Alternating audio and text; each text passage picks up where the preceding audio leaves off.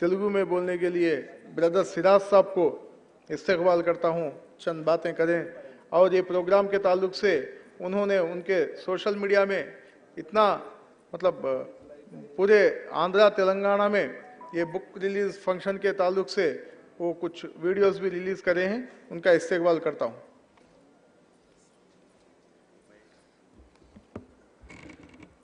नहमदु व नुसल्ली अला रसूलिल करीम औज़ु बिल्लाहि मिनश शैतानिर रजीम बिस्मिल्लाहिर रहमानिर रहीम।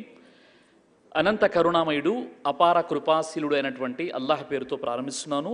వేదికను అలంకరించినటువంటి గౌరవనీయులు, నేటి కార్యక్రమానికి ముఖ్య అతిథి మరియు ఆథర్ అయినటువంటి మన గురుగారు సయ్యద్ షానవాజ్ అహ్మద్ ఖాద్రి గారు, అలాగే నేటి ఈ కార్యక్రమానికి విచ్చేసినటువంటి అతిథులు, అలాగే కార్యనిర్వాహకులైనటువంటి జావేద్ గారు, ఈ సభలో ఉపస్థితులైనటువంటి సోదరిమణులు మరియు సోదరుల్ని ఇస్లామీయ పద్ధతిలో ఆహ్వానిస్తున్నాను. అస్సలాము అలైకుం వరహ్మతుల్లాహి వబరకాతు.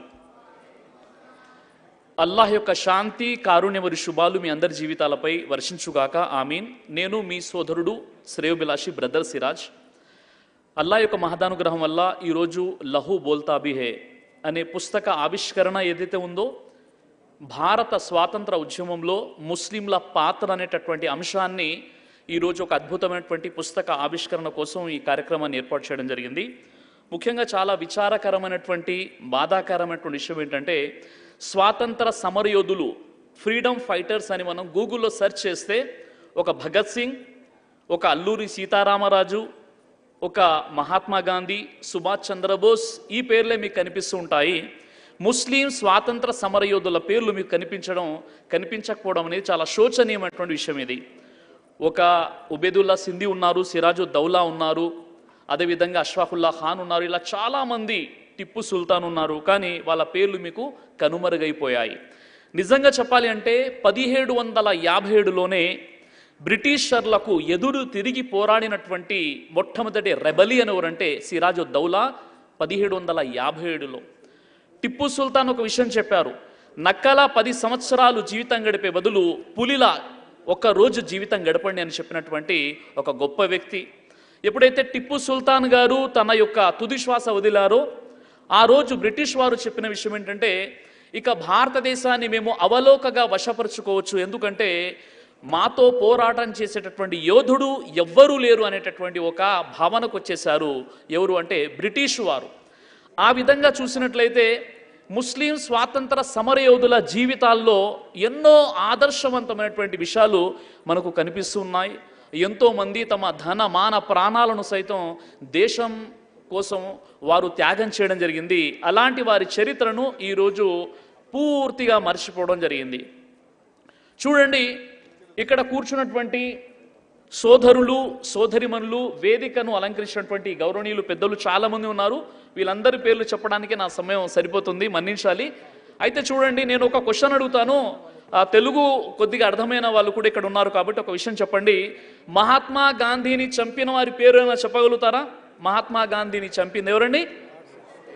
నాథూరామ్ గాడ్సే.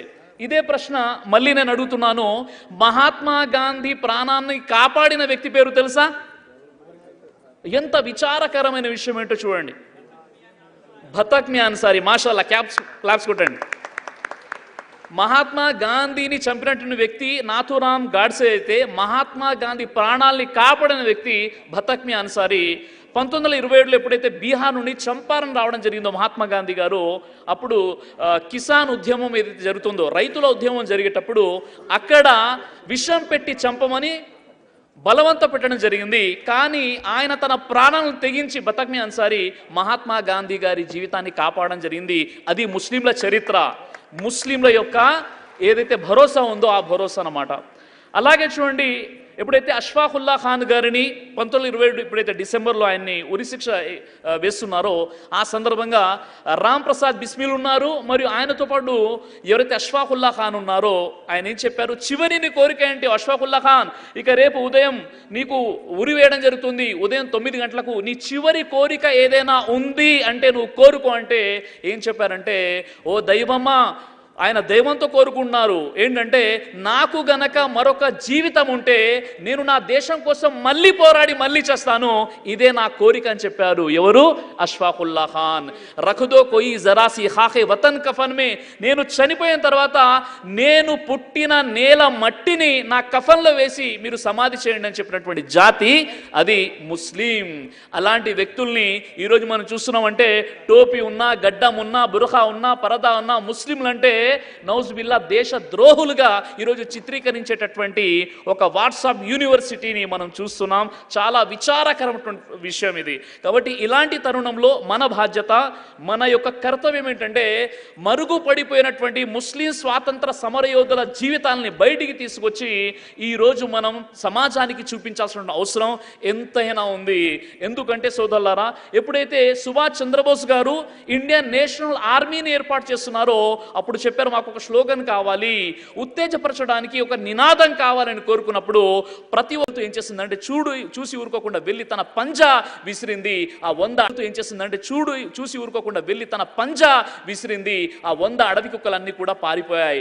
వెనకనే చెట్టు వెనక కూర్చొని చూస్తున్నటువంటి గుంటనక్క వచ్చేసి, మీరిద్దరు శత్రువులు కదా, మీరు విడిపోయారు కదా, మరి ఎందుకు నువ్వు కాపాడడానికి వచ్చావంటే, మా మధ్య శత్రుత్వం ఉన్న విషయం కరెక్టే కానీ కుక్కలు తల దూర్చుకునేంత శత్రుత్వం మాలో లేదు అని చెప్పడం జరిగింది. ఆ విధంగా ఈరోజు హిందూ ముస్లింల మధ్య మంచి గొప్ప ఐక్యత ఉంది. ఆ ఐక్యతను భంగపరచడానికి ఎన్నో కుక్కలు ఎదురు చూస్తున్నాయి. ఆ కుక్కలకు సమాధానం చెప్పాలి అంటే ఈరోజు మన సయ్యద్ షానవాజ్ అహ్మద్ ఖాద్రీ రచించినటువంటి పుస్తకం ఉందో, ఇలాంటి పుస్తకాలు మార్కెట్లోకి రావాల్సిన అవసరం ఉంది. ముఖ్యంగా మా సోదరుడు మన ఖమ్మం యొక్క టౌన్ ప్రెసిడెంట్ మరియు అన్నలేని సేవలు అందించినటువంటి జావేద్ భాయ్, ఈరోజు నాకు వేరే ఈవెంట్ ఉన్నప్పుడు కూడా నేను రావడం జరిగింది. జావేద్ భాయ్ని నేను చాలా దగ్గర నుండి చూశాను. హిందూ ముస్లిం అనే భేదం లేకుండా అందరినీ కలుపుకొని మన రాష్ట్రం యొక్క ఏదైతే ఒక గొప్ప ఉద్యమం వచ్చేసిందో, ఒక గొప్ప విప్లవం వచ్చేసిందో, ఏదైతే ఈరోజు ఒక విజయోత్సవం జరుపుకున్న కాంగ్రెస్, అలాంటి కాంగ్రెస్కి వెన్నెముకగా ఉండి అందరినీ కలుపుకొని ప్రయత్నం చేసినటువంటి మన జావేద్ భాయ్ కోసం ఇక్కడ ఈ కార్యక్రమం రావడం జరిగింది. నిజంగా నా బ్రదర్ సిరాజ్ యూట్యూబ్ ఛానల్లో ఎవరిని నేను ప్రమోట్ చేయను అంటే ఇలాంటి కార్యక్రమం అయినప్పుడు కూడా ఒక షార్ట్ పెట్టడం జరిగింది. కాబట్టి జావేద్ భాయ్కి ప్రపంచం ఎవరు ఎలాంటి ప్రతిఫలం ఇస్తారో తెలియదు కానీ అల్లాహ్ సుబ్హానహు వ తఆలా ఖచ్చితంగా ప్రతిఫలం ఇస్తాడు. నెక్స్ట్ టైం మంచి ప్రోగ్రాం మళ్ళీ కలుద్దాం. జై హింద్.